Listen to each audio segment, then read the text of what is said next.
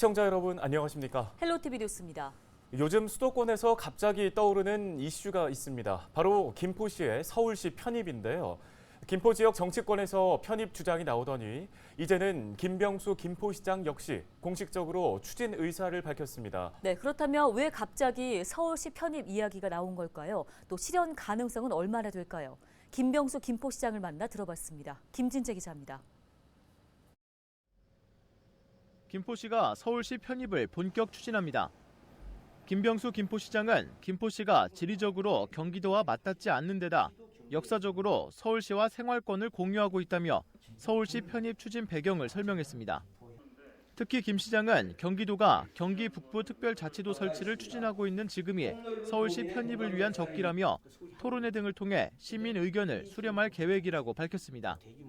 사실 물밑에서 이제 조금 준비를 해왔는데 김포시가 이제 정확한 입장을 표명할 때가 됐습니다. 그래서 제가 주민 의견도 수렴을 하고 그다음에 정부나 서울시에 이제 우리 시의 입장을 정확하게 전달하기 위해서 이제 사실상 거의 공식화해서 준비하고 있다고 봐야 됩니다.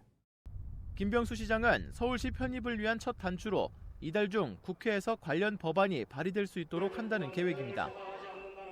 정치권과 협의해 서울시 편입 관련 특별법을 발의한 뒤 현재 국회에 계류 중인 경기북부 특별자치도 설치 특별법과 함께 병합 심사를 받도록 한다는 구상입니다. 이와 함께 서울시와는 편입을 위한 실무적인 논의를 이어갈 방침입니다. 작년 말부터 사실 서울시와는 한 2번 걸쳐서 이제 그 정무 라인에서 그래도 협의를 해왔고 공감도 얻어냈고 그리고 이제 특별 법안도 저희가 10월달 내에 그 발의할 수 있도록 준비는 다 해놓고 있습니다. 경기도가 분도를 위한 주민 투표를 실시할 때 김포시는 주민 설명회와 여론조사 등을 통해 서울시 편입에 대한 시민들의 의견을 수렴할 방침입니다. 다만 김포시를 지역구로 둔 더불어민주당 의원들은 서울시 편입과 관련해 별다른 입장을 내지 않고 있습니다. 경기도, 서울시와 공식적인 논의도 전혀 진행된 게 없는 만큼 실제 김포시 구상대로 이달 중 관련 법안이 발의될 수 있을지는 불투명한 상황입니다. 헬로티비 뉴스 김진재입니다. 다음 소식입니다. 가장 안전해야 할 초등학교 통학로 주변에 사고가 끊이지 않고 발생하고 있습니다. 네, 인천시가 지난 한 달간 초등학교 주변을 점검해봤는데요. 위법 사항들이 대거 적발됐습니다. 이세진 기자입니다. 지난 2021년 인천에서 등교하던 9살 초등학생이 안타까운 목숨을 잃었습니다. 보행 신호를 어기고 우회전하던 트럭에 치여 숨진 겁니다. 같은 해 인천의 또 다른 초등학교 주변에서도 비슷한 사고로 초등학생이 숨지는 일이 있었습니다. 실제로 최근 2년 동안 인천은 전국 18개 시도 가운데 어린이 보호구역 내 사고가 많은 도시 상위권을 기록했습니다. 아무래도 자동차죠.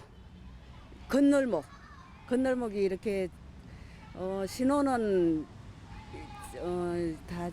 다 잘 되어 있지만 그래도 혹시나 모르는 그런 사고에 대비해서 엄마들은 항상 그런 걸 걱정하고 있어요. 이딴 사고에 지역사회의 불안감은 높아졌지만 학교 주변 교통법규 위반 행위는 쉽게 줄지 않고 있습니다. 지난달 인천시가 260여 개 초등학교 주변을 점검한 결과 어린이 보호구역 불법 주정차나 과속 같은 교통법규 위반 행위가 2,500건에 달했습니다. 과태료만 2억이 넘는 규모입니다. 횡단보도나 도로변 통행을 방해해 교통사고를 유발할 수 있는 불법 광고물도 여전히 많았습니다. 교통 이외의 분야에서도 위법 사항이 확인됐습니다. 학교 주변 유해업소 400여 곳 가운데 청소년 술, 담배 판매 금지 스티커를 부착하지 않는 등 미비한 점이 확인된 업소 97곳이 시정명령을 받았습니다. 또 유통기한이 지난 제품을 진열 판매하거나 어린이 정서를 해치는 식품을 제조 판매한 식품 판매업소도 있었습니다. 인천시는 어린이들의 안전한 일상을 위해 인식 개선을 위한 활동을 이어가는 한편 학교 주변 취약 요소를 지속적으로 점검할 계획입니다. 헬로티비 뉴스 이세진입니다.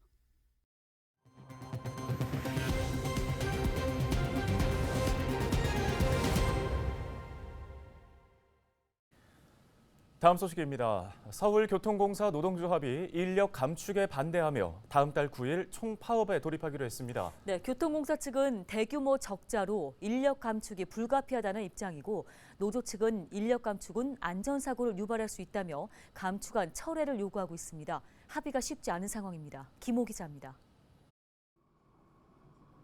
서울 지하철 1호선에서 8호선을 운영하는 서울교통공사 노동조합이 다음 달 9일 총파업에 돌입합니다. 노조는 서울시청 앞에서 기자회견을 열고 공사 측이 인력 감축을 처리하지 않는 이상 파업에 돌입할 수밖에 없다고 밝혔습니다. 노조는 입장문을 통해 재정 문제를 해결하기 위해 인력을 감축하게 되면 시민과 직원의 안전을 위협할 것이라고 비판했습니다.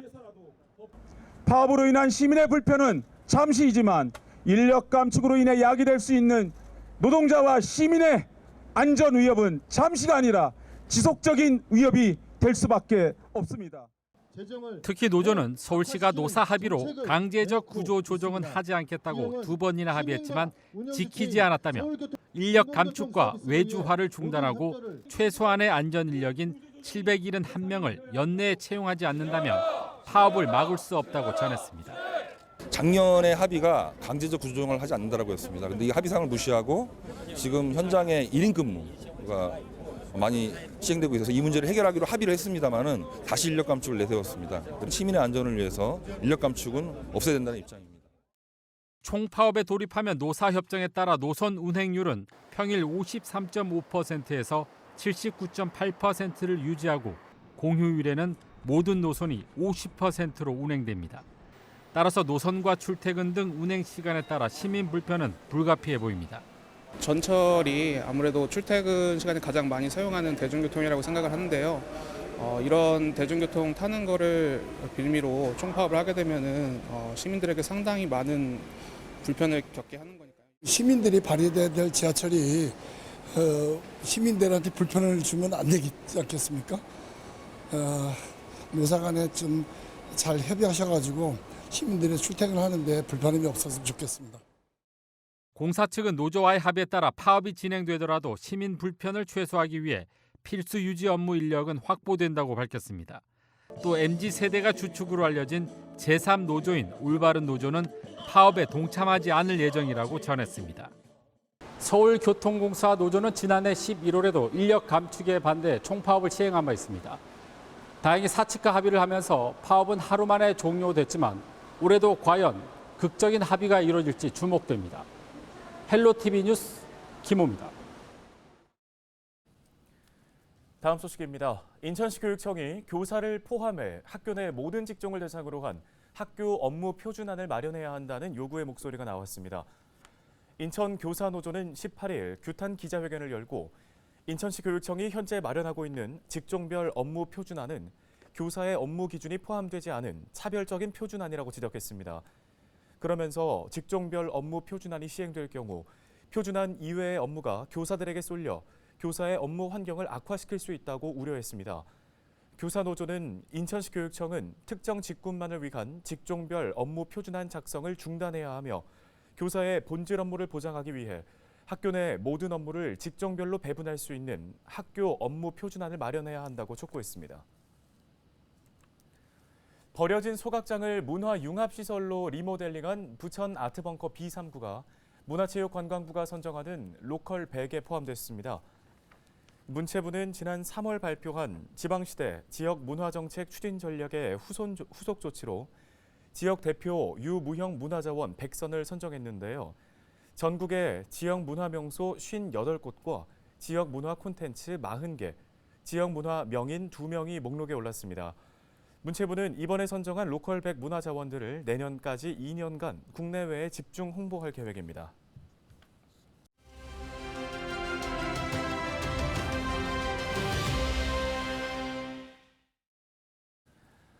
우리나라 높이뛰기 간판 우상혁 선수가 전국체전에서 통산 8번째 금메달을 목에 걸었습니다. 네, 이날 대회 신기록까지 경신했는데요. 보다 자세한 소식을 송효창 기자가 전해드립니다. 전남 목포 종합경기장에서 열린 제104회 전남 전국체전 육상 남자 일반부 높이뛰기 결선. 스마일 점퍼 우상혁이 또다시 날았습니다. 이날 우상혁은 2m 15에서부터 경쟁을 시작했습니다. 1차 시기에 2m 15를 넘고 이후 2m 21 역시 1차에 성공했습니다. 이후 2위 선수가 같은 높이를 넘지 못하면서 우승이 확정됐습니다. 이제 남은 것은 자신과의 싸움. 우상혁은 2m 27에 도전했지만 1차 시기에 넘지 못했습니다. 그러나 곧바로 2m 32로 올린 뒤 깔끔하게 성공했습니다. 이제 남은 것은 자신의 종종 기록인 2m 36을 경신하는 것. 2m 37에 도전한 우상혁은 1, 2차 모두 실패한 뒤 도전을 멈췄습니다. 최종 우승 기록은 2m 32, 대회 신기록입니다. 작년에 조금 경미한 부상이 있었어가지고 제대로 높이 뛰는 모습을 많이 못 보여드려가지고 아쉬웠었는데 올해는 그래도 232라는 기록을 뛰어가지고 좀 기분 좋게 잘 마무리해서 기분 좋은 경기였던 것 같고요. 또 이제 많은 팬 여러분들께서 오셔주셨는데 그래도 그게 큰 힘이 됐던 것 같아요. 국내 대회에서 우승으로 마무리한 우상혁. 9개월 앞으로 다가온 2024 파리올림픽을 준비할 계획입니다. 헬로티비 뉴스 송혜창입니다.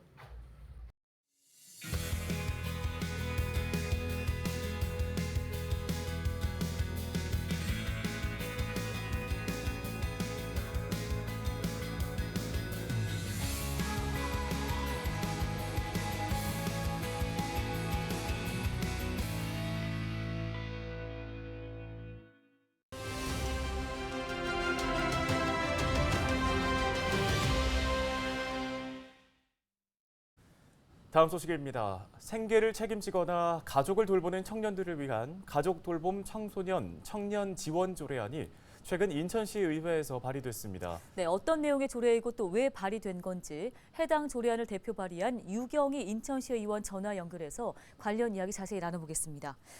의원님, 먼저 해당 조례안의 취지에 관해서 좀 설명해 주실까요?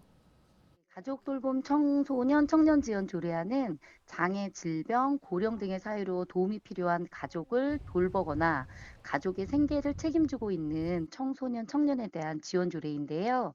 이들의 가장 큰 어려움은 청소년기 혹은 청년기에 시작된 가족 돌봄의 부담이 현재뿐 아니라 미래까지 이어지면서 가족 돌봄 청년의 생애 전반에 영향을 미치게 된다는 것입니다. 이들은 아픈 가족의 돌봄뿐 아니라 생계비와 의료비라는 무거운 책임까지 안게 되어 학업을 이어가기 어렵고 진로 준비도 힘들어지면서 결국 청년 개인의 생애가 빈곤의 악순환으로 이어지게 된다고 합니다. 그래서 인천시에서도 제도적 근거를 마련하여 이들의 생활 안정과 복지 증진에 기여하고자 조례안을 발의하게 되었습니다. 네, 조례안의 정확한 내용은 어떻게 구성되어 있습니까? 조례안에는 이들에 대한 실태조사 실시와 지원을 위한 기본계획과 시행계획 수립에 대한 내용을 규정하고 있고요. 또 돌봄 대상 가족에 대한 돌봄 및 가사 서비스, 돌봄 주체가 된 청소년, 청년의 학업 지속 및 취업을 위한 교육 훈련 등의 지원 사업 등을 규정하고 있습니다. 예, 그런데 조례안을 발의하실 때 어려움이 있었다고 들었습니다. 어떤 장애물들이 있었나요? 네, 저는 올 초부터 가족 돌봄 청소년 청년에 관련하여 조례를 준비하면서 토론회도 진행하고 몇 개의 관련 부서와 의견을 나누기도 했었는데요.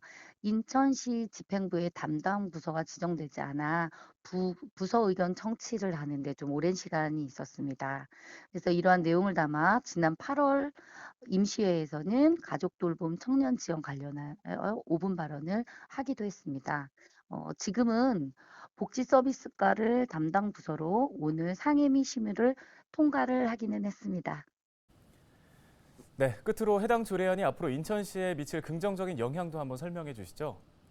가족 돌봄 청소년 청년은 그 대상이 청소년 청년이라는 연령의 특수성이 존재하기 때문에 그 존재가 잘 드러나지 않아서 발굴 자체가 좀 힘든 상황입니다. 그래서 이들에 대한 실태 조사를 통해서 지원 대상을 발굴한다는 자체에도 큰 긍정적인 의미가 있을 것 같고요.